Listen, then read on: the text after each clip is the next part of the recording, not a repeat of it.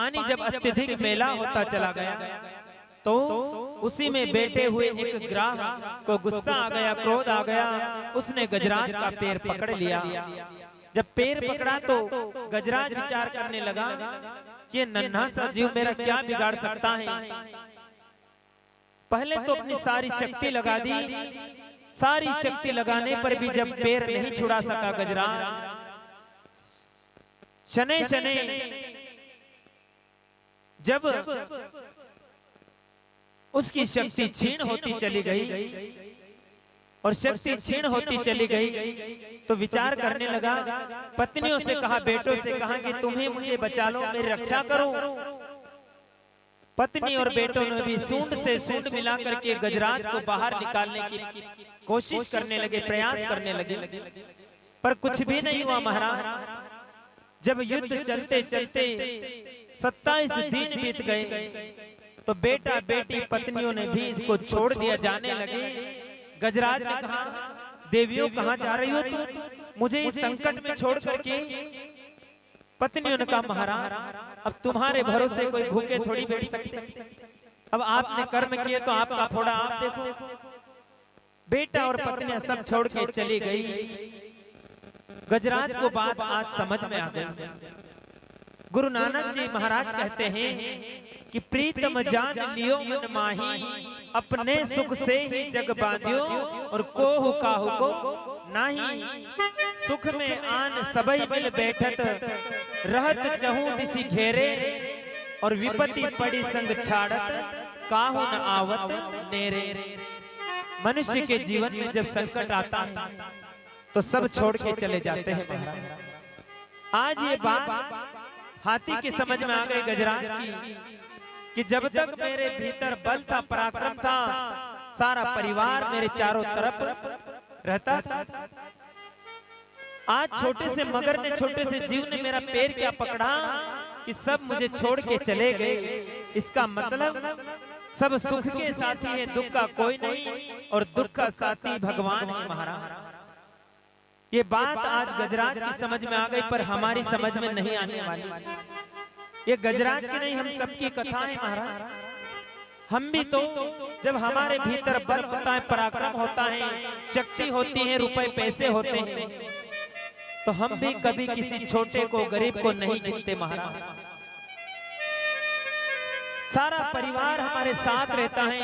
पिताजी चिंता मत करना, रोज बादाम के हलवे खिलाते हैं बहुएं, क्योंकि पिताजी के पास धन है, पैसा, और जैसे धन खत्म हुआ, शरीर का बल खत्म हुआ, बुढ़ापा आ गया, किसी बीमारी ने घेर लिया, और बीमारी चलते चलते 5-6 महीने, साल भर हो गया, तो घर वाले भी यही कहते हैं, प्रभु अब इनकी जल्दी सुन लो, कृपा करो।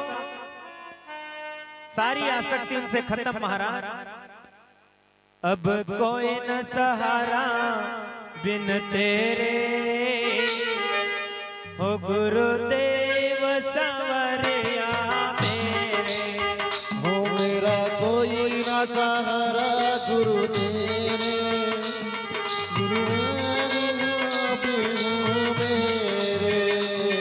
मेरा कोई न सहारा बिन तेरे, घनश्याम सांवरिया मेरे। मेरा कोई न सहारा गुरु तेरे, घनश्याम मुरलिया वाले। वो तो दीन बंधु हितकारी है, दीन बंधु हितकारी है, मैं दुखिया शरण तिहारी है, मैं दुखिया शरण तिहारी है। मैं तो अनपढ़ा हूँ दर तेरे,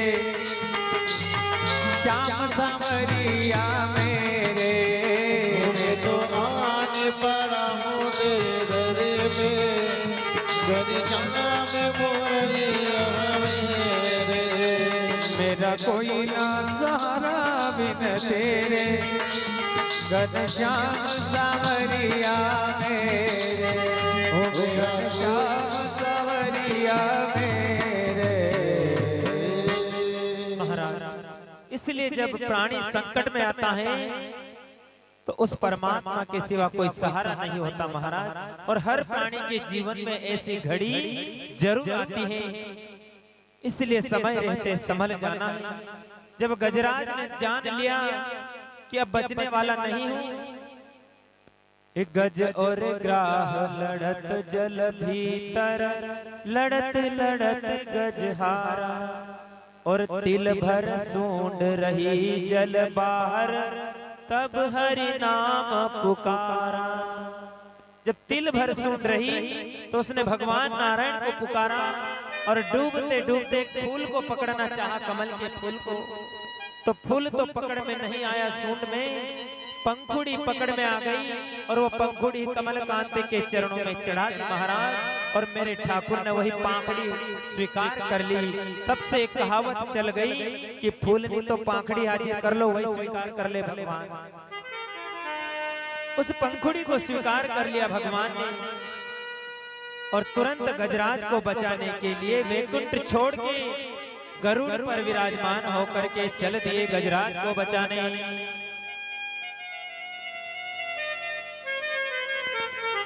गरीब की सुन के पुकार, जब पुकारा तो दौड़े आए महाराज, और आते ही सबसे पहले गजराज का सूंड पकड़ के बाहर खींचा।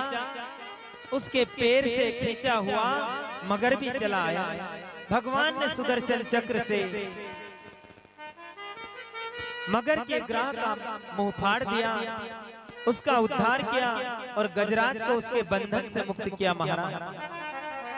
विचार करो कि भगवान को पुकारा किसने? संकट में कौन था? गजराज। और भगवान को बुलाया किसने? गजराज ने। पर भगवान ने आते ही सबसे पहले उद्धार किसका किया? ग्राह मगर का। ऐसा क्यों? ऐसा इसलिए मेरे बहन भाइयों कि मान लो हमारी गति, हमारी रति, हमारी मति ऐसी नहीं है कि हम सीधे भगवान के चरण पकड़ लें, भगवान तक पहुंच जाएं, तो चिंता मत करना। पर जो भक्त भगवान के चरणों को पकड़े बैठे हैं, ऐसे भक्तों के चरण यदि पकड़ लिए तो भगवान का तो कहना है कि मैं अपने भक्त का कल्याण तो करूंगा ही, पर जिसने मेरे भक्त का पैर पकड़ रखे हैं, आते ही सबसे पहले मैं उसका उद्धार करूंगा। आज भगवान ने सबसे पहले ग्रह का उद्धार किया। दोनों श्रापित थे। ये ग्रह मगर पूर्व जन्म का हुहु नाम का गंधर्व था। देवताओं में कुछ गंधर्व ऐसे होते हा हा हुहु, जिनका काम होता है मनोरंजन करना, मजाक करना, हंसाना। तो ये हुहु नाम का गंधर्व आया और देवल नाम के ऋषि संध्या वंदन कर रहे थे नदी में प्रविष्ट होकर के। सूर्य भगवान को जल दे रहे थे। किसको मजाक सूझा? हुहु नाम के गंधर्व को। तो जल में डूब करके देवल ऋषि का पैर पकड़ लिया। अब देवल ऋषि तो घबरा गए, अजन भजन सब छूट गया, भागे पसीना पसीना हो गए। हे भगवान, न जाने किसने पैर पकड़ लिया। तो ये पानी से उछल के कहने लगा, कहो महाराज जी कैसी रही? महाराज जी ने कहा, बावरे कैसी क्या रही? अच्छे भले भजन कर रहा था, तूने भजन में विक्षेप कर दिया। जा, मेरा श्राप है कि तू मगर बन जा। जब इसने हाथ पैर जोड़े, अनुनय विनय किया, तो ऋषि प्रसन्न हो गए। कहा, बेटा मगर तो जरूर बनेगा, पर ऐसे ही चरण पकड़ते रहना, पैर पकड़ते रहना, तेरा कल्याण हो जाएगा। आज इसने मगर बना और हाथी का पैर पकड़ा, भगवान ने इसका कल्याण कर दिया। महाराज बोलो भक्त वत्सल भगवान की। और ये गजराज भी, हाथी भी पूर्व जन्म का इंद्रद्युम्न नाम का राजा था। एक बार इसने अगस्त मुनि को देख करके अनदेखा कर दिया, प्रणाम नहीं किया, तो अगस्त ऋषि ने श्राप दे डाला, जाओ हाथी ही बन जाओ। तो ये हाथी बन गया और आशीर्वाद भी दिया था कि हाथी बनोगे जरूर, लेकिन कुंजर देह में भी भगवत भक्ति के संस्कार बने रहेंगे। तो आज इसने हाथी का रूप धारण किया और उस कुंजर देह से भी भगवान का स्तुति करी। उसकी स्तुति को सुन करके भगवान दौड़े चले आए। महाराज आज गज और ग्रह दोनों का कल्याण कर दिया। बोलो वृंदावन बिहारी लाल की। आइए आगे की कथाओं प्रवेश करने से पहले कुछ क्षण भगवान नाम का सुमिरन करते हैं, फिर समुद्र मंथन की कथा में प्रवेश करेंगे।